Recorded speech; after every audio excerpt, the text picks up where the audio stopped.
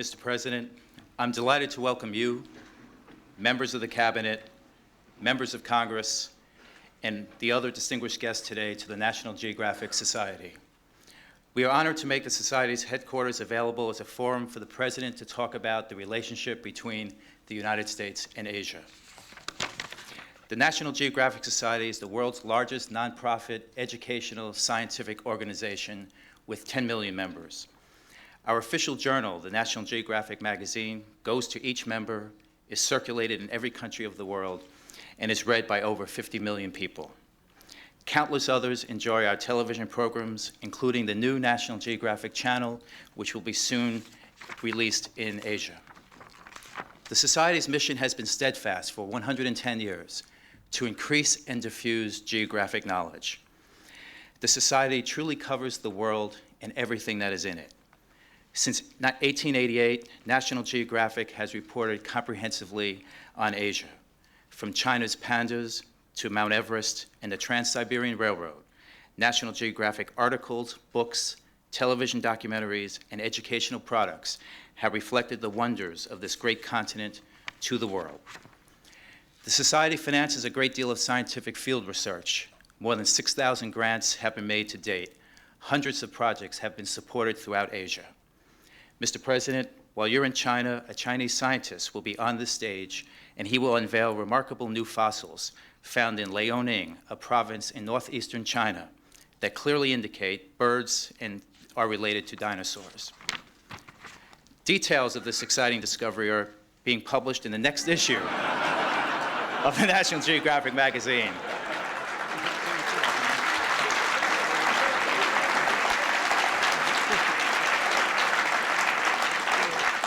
Now, since it's not available on the newsstand, you still have a chance to become a member. Mr. President, we wish you well on your forthcoming historic visit to China next week. It is my pleasure now to introduce the President of the United States. Thank you. Thank you very much. Thank you. Thank you. Thank you. Thank you. Please proceed. Thank you. Thank you very much, President Fay. I don't know what to say about starting the day with this apparition, but it's probably good practice for our line of work. I try to read every issue of the National Geographic, and I will certainly look forward to that one. Chairman Grosvenor, members of Congress, members of the administration, and members of previous administrations who are here, and others who care about the national security and national interests of the United States. First, let me once again thank the National Geographic Society for its hospitality and for the very important work that it has done for so long now. As all of you know, I will go to China in 2 weeks' time. It will be the first state visit by an American president this decade. I'm going because I think it's the right thing to do for our country. Today, I want to talk with you about our relationship with China and how it fits into our broader concerns for the world of the 21st century and our concerns in particular for developments in Asia. That relationship will, in large measure, help to determine whether the new century is one of security, peace, and prosperity for the American people. Let me say that all of you know the dimensions, but I think it is worth repeating a few of the facts about China. It is already the world's most populous nation. It will increase by the size of America's current population every 20 years. Its vast territory borders 15 countries. It has one of the fastest growing economies on earth. It holds a permanent seat on the National Security Council of the United Nations. Over the past 25 years, it has entered a period of profound change, emerging from isolation, turning a closed economy into an engine for growth, increasing cooperation with the rest of the world, raising the standard of living for hundreds of millions of its citizens. The role China chooses to play in preventing the spread of weapons of mass destruction or encouraging it, in combating or ignoring international crime and drug trafficking, in protecting or degrading the environment, in tearing down or building up trade barriers, in respecting or abusing human rights, in resolving difficult situations in Asia from the Indian subcontinent to the Korean Peninsula, or aggravating them. The role China chooses to play will powerfully shape the next century. A stable, open, prosperous China that assumes its responsibilities for building a more peaceful world is clearly and profoundly in our interests. On that point, all Americans agree. But as we all know, there is serious disagreement over how best to encourage the emergence of that kind of China and how to handle our differences, especially over human rights, in the meantime.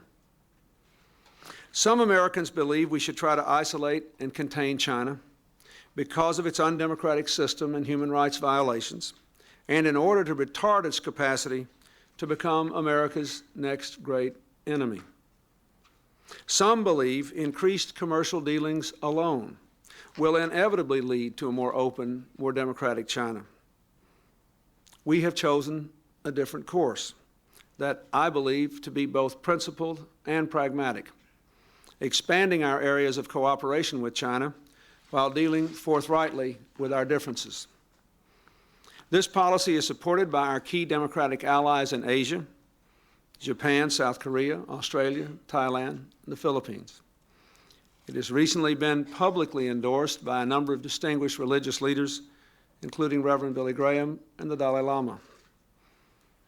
My trip has been recently supported by political opponents of the current Chinese government, including, most recently, Wang Dan.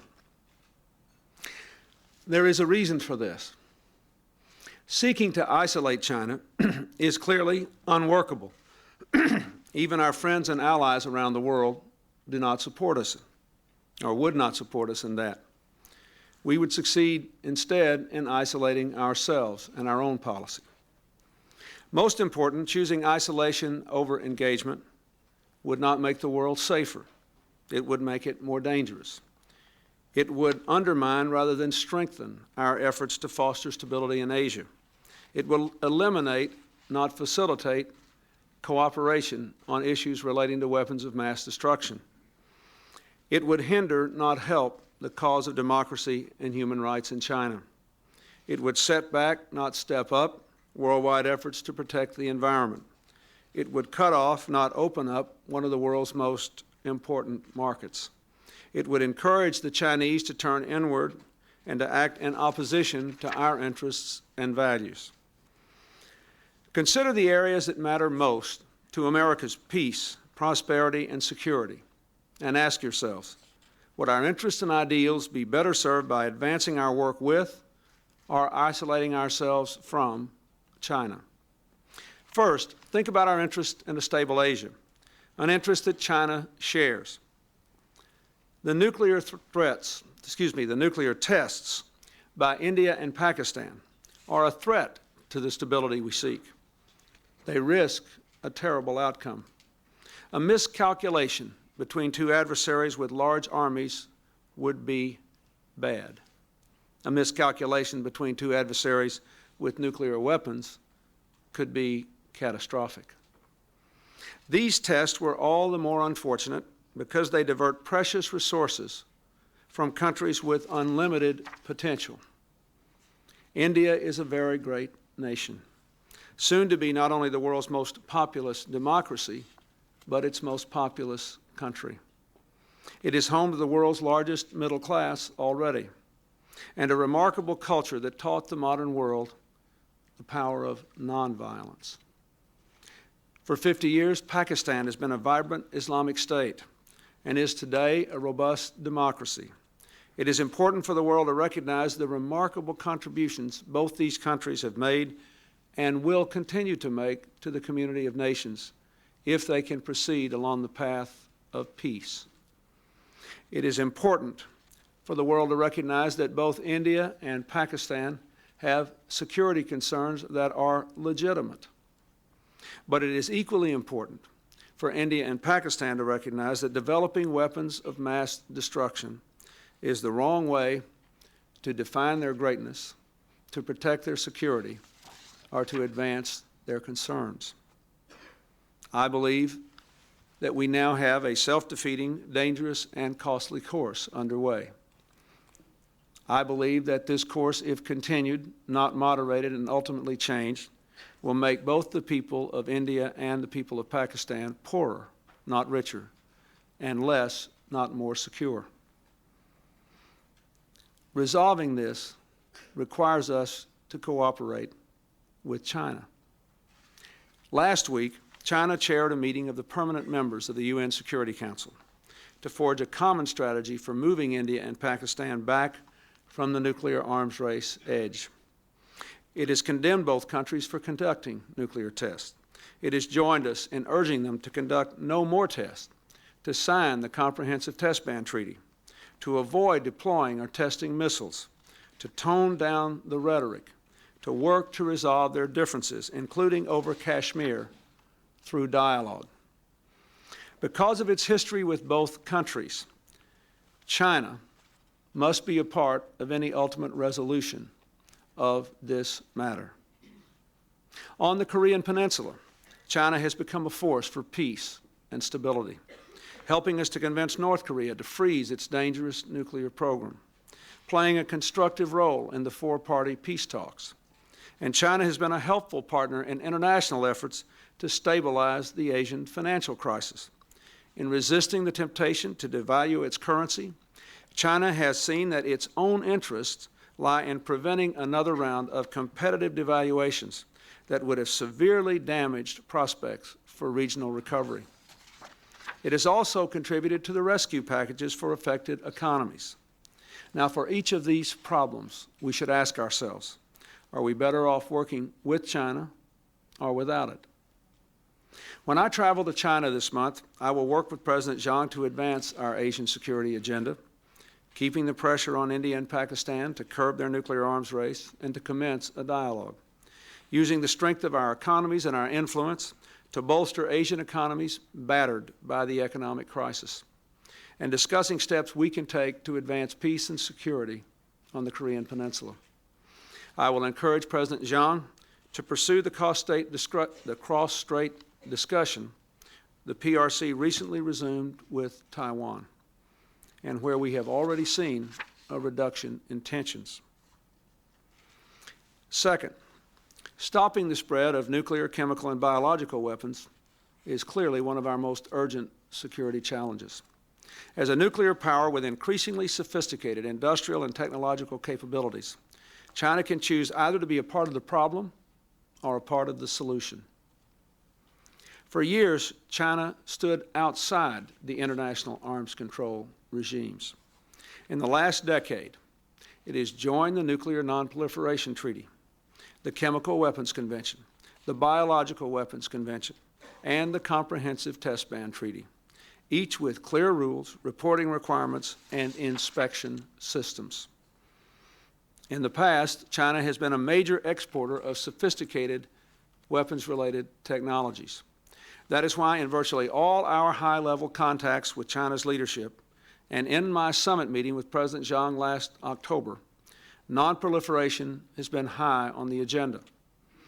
Had we been trying to isolate China rather than work with it, would China have agreed to stop assistance to Iran for its nuclear program, to terminate its assistance to unsafeguarded nuclear facilities, such as those in Pakistan, to tighten its export control system, to sell no more anti-ship cruise missiles to Iran?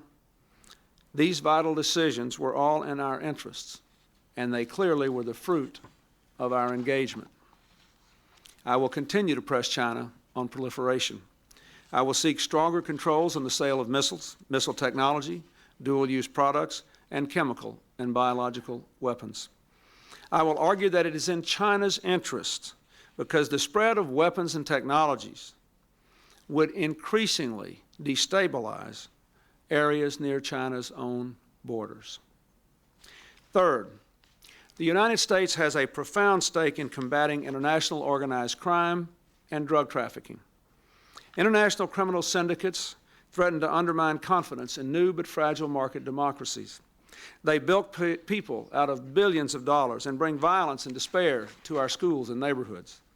These are problems from which none of us are isolated and which, as I said at the United Nations a few days ago, no nation is so big it can fight alone.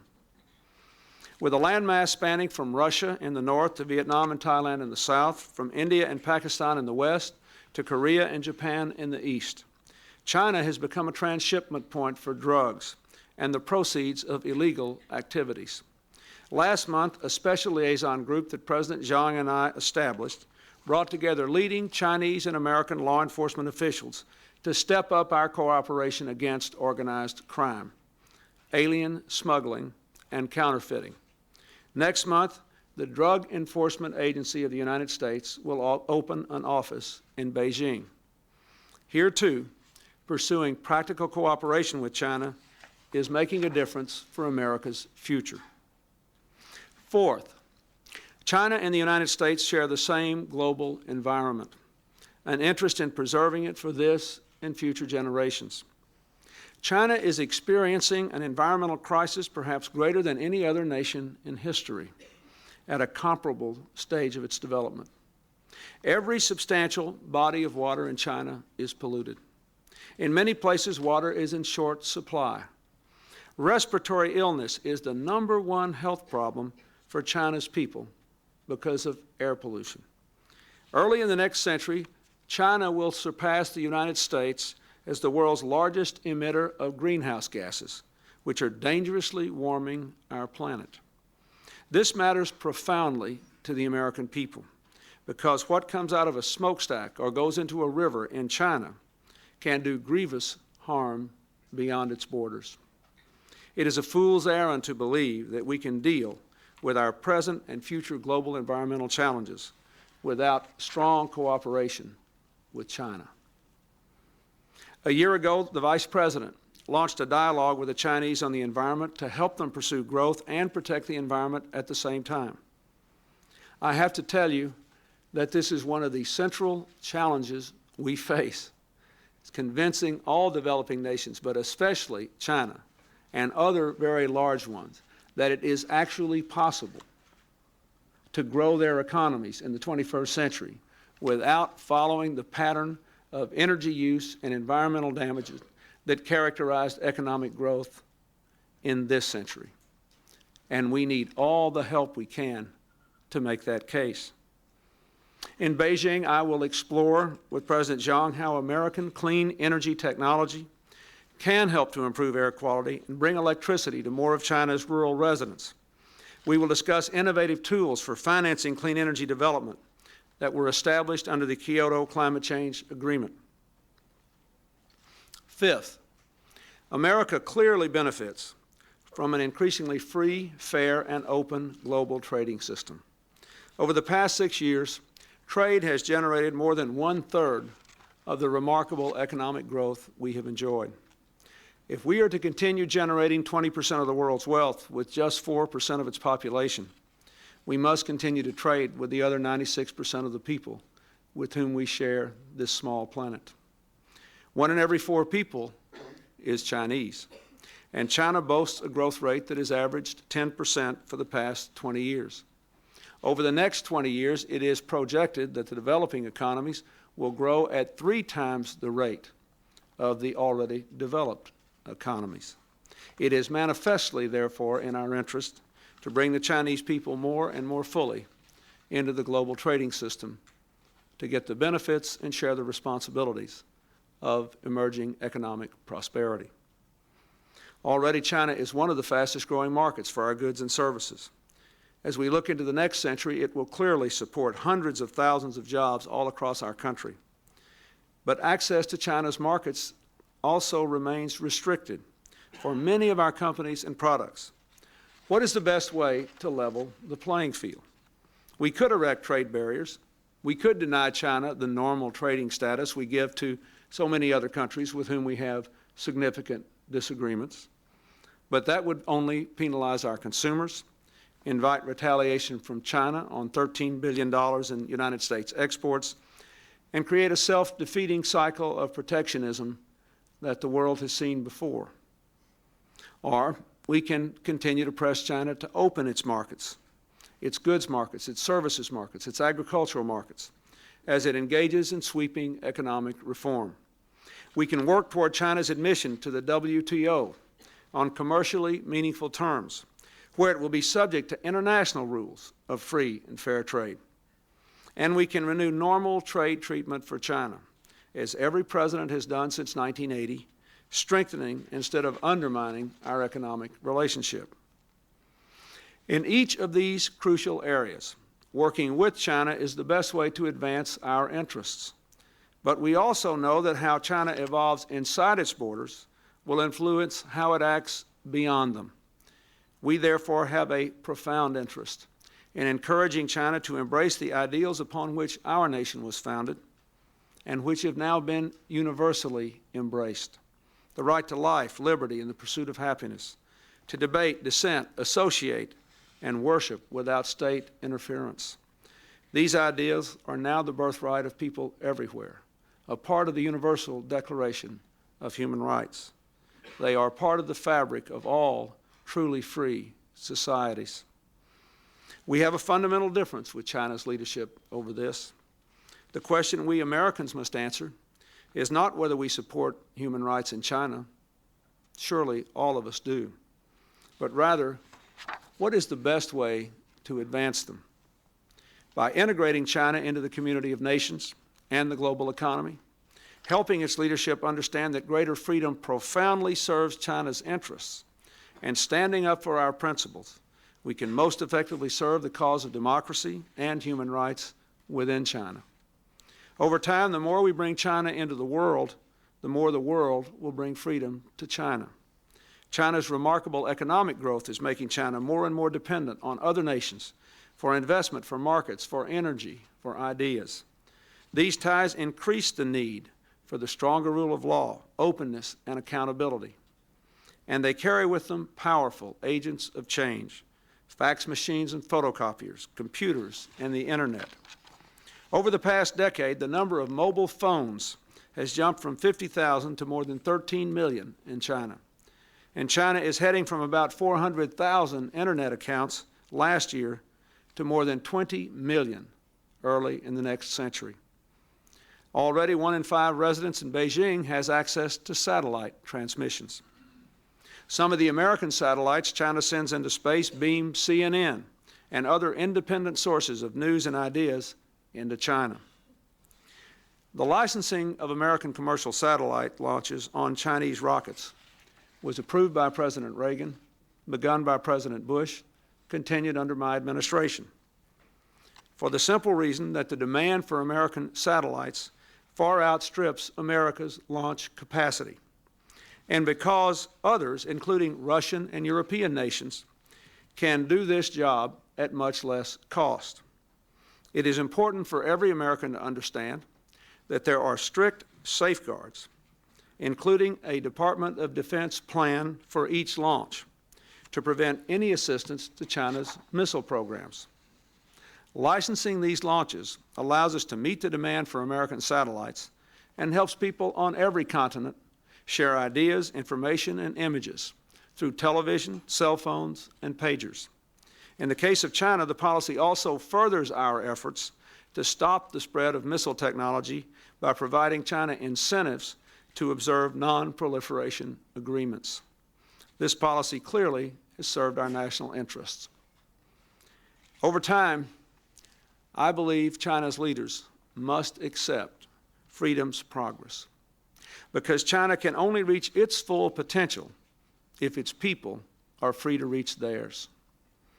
In the information age, the wealth of any nation, including China's, lies in its people, in their capacity to create, to communicate, to innovate. The Chinese people must have the freedom to speak, to publish, to associate, to worship without fear of reprisal. Only then will China reach its full potential for growth and greatness. I have told President Jiang that when it comes to human rights and religious freedom, China remains on the wrong side of history.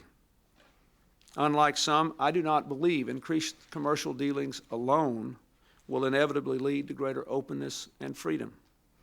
We must work to speed history's course. Complacency or silence would run counter to everything we stand for as Americans.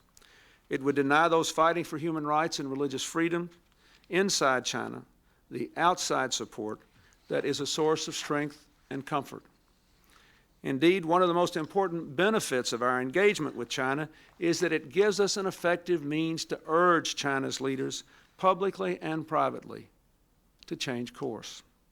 Our message remains strong and constant. Do not arrest people for their political beliefs. Release those who are in jail for that reason. Renounce coercive population control practices. Resume your dialogue with the Dalai Lama. Allow people to worship when, where, and how they choose. And recognize that our relationship simply cannot reach its full potential so long as Chinese people are denied fundamental human rights. In support of that message, we are strengthening Radio Free Asia. We are working with China to expand the rule of law and civil society programs in China so that rights already on the books there can become rights in reality. This principled, pragmatic approach has produced significant results, although still far from enough. Over the past year, China has released from jail two prominent dissidents, Wei Jingshang and Wang Dan, and Catholic Bishop Sung. It announced its intention to sign the International Covenant on Civil and Political Rights, which will subject China's human rights practices to regular scrutiny by independent international observers. President Jiang received a delegation of prominent American religious leaders and invited them to visit Tibet. Seeking to isolate China will not free one more political dissident, will not open one more church to those who wish to worship, will do nothing to encourage China to live by the laws it has written. Instead, it will limit our ability to advance human rights and religious and political freedom. When I travel to China, I will take part in an official greeting ceremony in front of the Great Hall of the People across from Tiananmen Square. I will do so because that is where the Chinese government receives visiting heads of state and government, including President Chirac of France and most recently Prime Minister Netanyahu of Israel. Some have suggested I should refuse to take part in this traditional ceremony, that somehow going there would absolve the Chinese government of its responsibility for the terrible killings at Tiananmen Square 9 years ago, or indicate that America is no longer concerned about such conduct. They are wrong. Protocol and honoring a nation's traditional practices should not be confused with principle. China's leaders, as I have repeatedly said, can only move beyond the events of June 1989 when they recognize the reality that what the government did was wrong. Sooner or later, they must do that. And perhaps even more important, they must change course on this fundamentally important issue. In my meetings with President Jiang and other Chinese leaders, and in my discussions with the Chinese people, I will press ahead on human rights and religious freedom, urging that China follow through on its intention to sign the Covenant on Civil and Political Rights, that it release more individuals imprisoned for expressing their opinions, that it take concrete steps to preserve Tibet's cultural, linguistic, and religious heritage. We do not ignore the value of symbols, but in the end, if the choice is between making a symbolic point and making a real difference, I choose to make the difference. And when it comes to advancing human rights and religious freedom, dealing directly and speaking honestly to the Chinese is clearly the best way to make a difference. China has known more millennia than the United States has known centuries. but for more than 220 years, we have been conducting a great experiment in democracy. We must never lose confidence in the power of American experience or the strength of our example. The more we share our ideas with the world, the more the world will come to share the ideals that animate America. And they will become the aspirations of people everywhere. I should also say, we should never lose sight of the fact that we have never succeeded in perfectly realizing our ideals here at home. That calls for a little bit of humility and continued efforts on our part on the home front. China will choose its own destiny, but we can influence that choice by making the right choice ourselves, working with China where we can, dealing directly with our differences where we must. Bringing China into the community of nations rather than trying to shut it out is plainly the best way to advance both our interests and our values.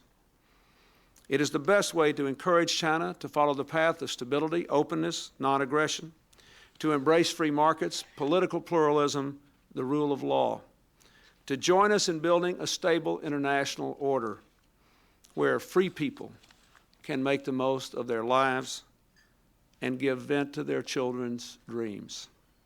That kind of China, rather than one turned inward and confrontational, is profoundly in our interests. That kind of China can help to shape a 21st century that is the most peaceful and prosperous era the world has ever known. Thank you very much.